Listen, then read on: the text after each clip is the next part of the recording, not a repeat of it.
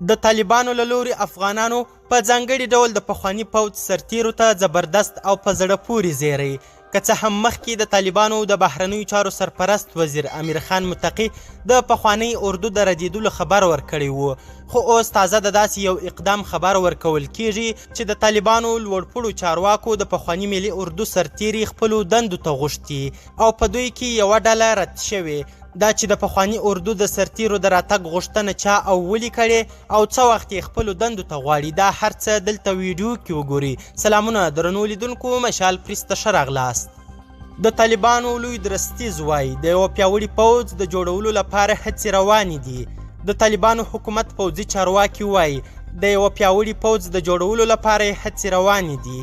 د طالبانو د وسلوالو ځواکونو لوی درستیز قاري فصیح الدین دا خبرې پرون په پکتیا کې 203 تندر قلي اردو کې چې اوس د منصوري قلي اردو په نوم ده وکړې.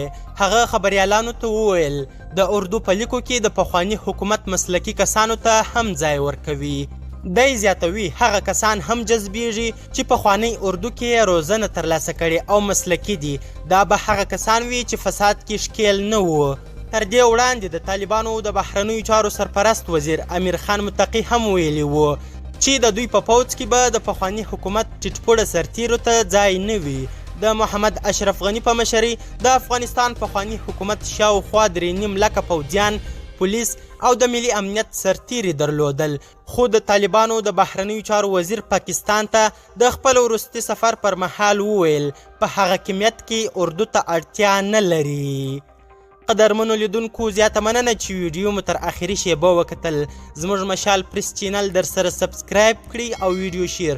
تر بیا او بلې داسې ویډیو د الله په امان.